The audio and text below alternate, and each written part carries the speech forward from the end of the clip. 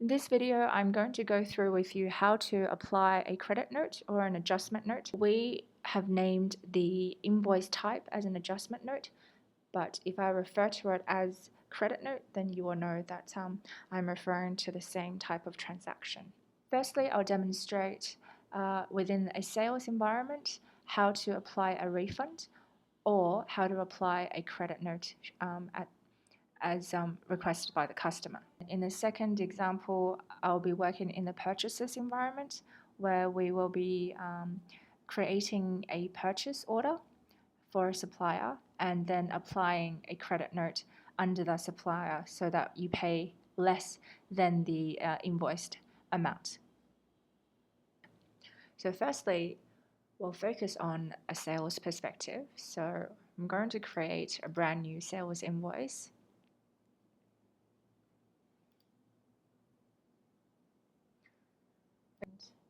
Just going to change it to a item layout because I want to order this particular item at the total cost of $200. Okay, and then I'm going to select the date of payment, which is entered. We'll hit save. Now I've kept the tax invoice as the type of invoice rather than a sales order, as the payment has already been received of the amount of $200. Now let's say the client is sending us back one of 5 items because they ordered one too many. So what we need to do is we need to find out from the customer whether they want a refund or if they want a credit note so that they can use it against a future purchase. So in our first example, we're going to apply a refund.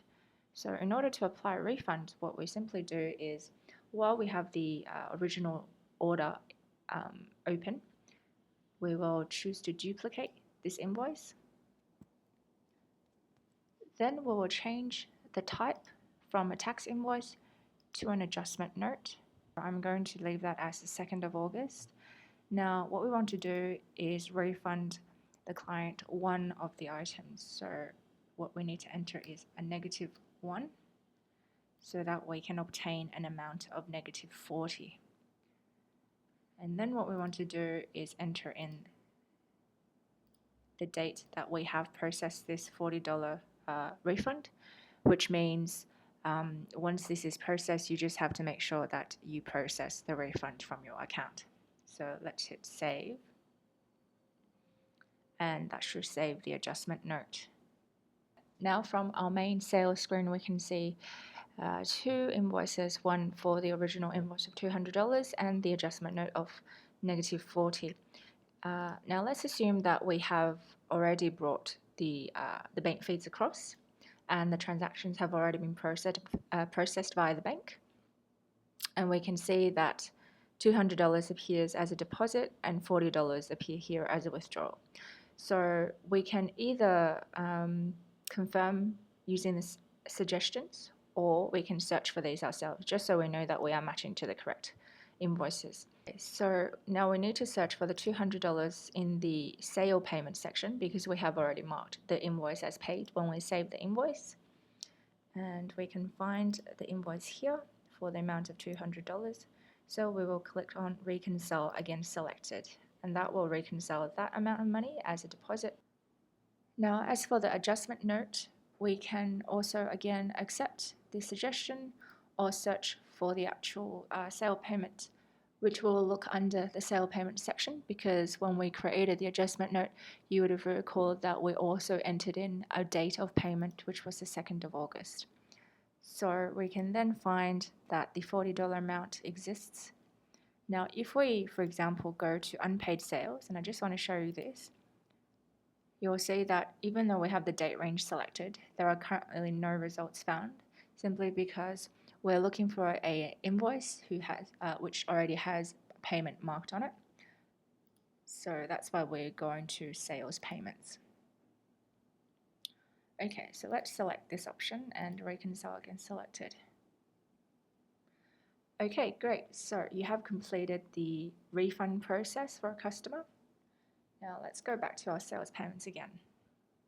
What I'm actually going to do is I'm going to delete this particular payment because the customer would like to keep this as a credit note. They would like us to apply the $40 amount to a future purchase. So I'm just going to delete this entry, and we're going to use the same adjustment note that we've created. Actually, I should probably I'll add refund so that we know this is a refund. So I'm going to save this for the 2nd of August. I'm actually going to hit save and close because now the customer would like us to put through an order for one item, let's just say. So we'll just select the same customer and we might select, say, the 3rd of August. Okay, and that's the amount of $40.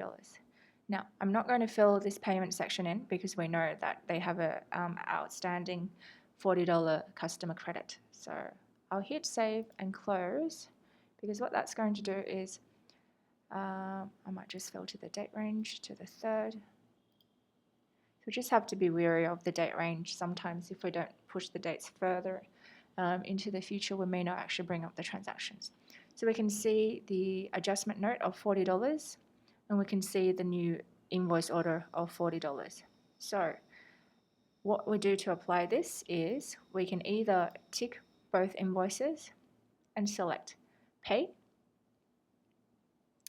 And what that will do then is apply the credit to the new invoice. And once we save and close this, we can see that both invoice and adjustment note is now owing, has a balance owed of 0. Alternatively, if we bring up the invoice of $40 and we say we'd like to make a payment, we can bring up the adjustment note by searching for the customer, test Saasu. Once we hit show, it's going to bring up all open invoices for this customer, in particular the adjustment note. So what we're going to do is just copy what's in the field next to the amount paid. So long as the total payment is 0, the bank amount is 0 because they offset each other. You just have to make sure that the date of payment is matching. Okay, so once you hit save and close, that is how you match an adjustment note against a future invoice. So we'll just hit save and close again. And we can make sure that these two invoices have been paid off against each other. One thing to note is you can't actually match this type of transaction in your bank feed section because technically this $40 invoice with a credit applied to it did not have money change hands. So therefore, once you apply the credit note to the new invoice, that is the end of the transaction and you don't need to match it in your bank feeds. Okay, so the next example is within the purchases section. We will be ordering a few things from our supplier, so let's create an invoice for that. Again, I'm going to keep it as a tax invoice and I'm going to change the date to the 1st. I'm just going to select, let's assume we're ordering from We Are the Suppliers, and we're going to order some more training materials because we've just sold some, and this is the cost of the purchase. Now, I'm just going to quickly hit save.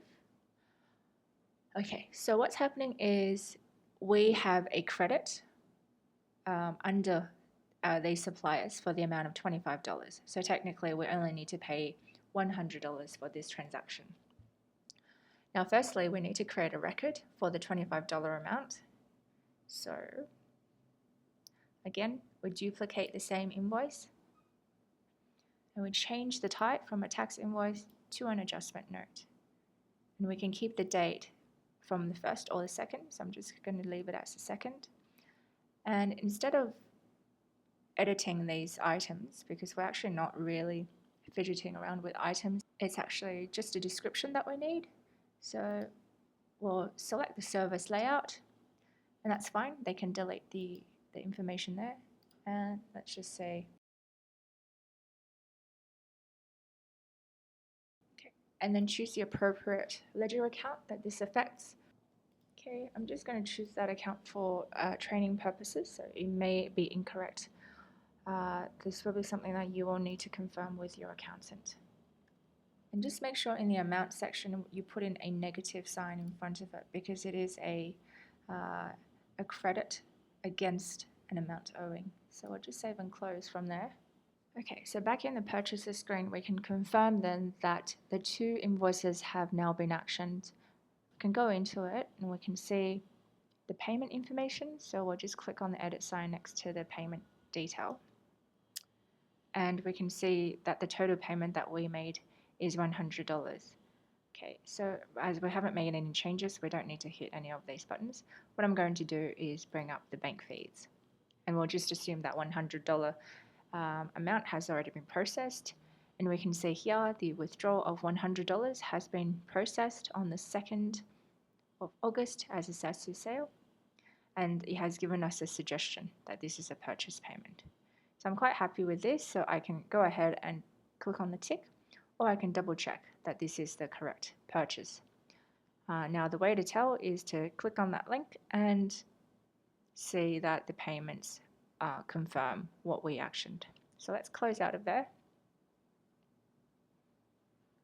And now that we've confirmed that the purchase payment is the correct one, I'll simply click the tick, and that completes the credit note process.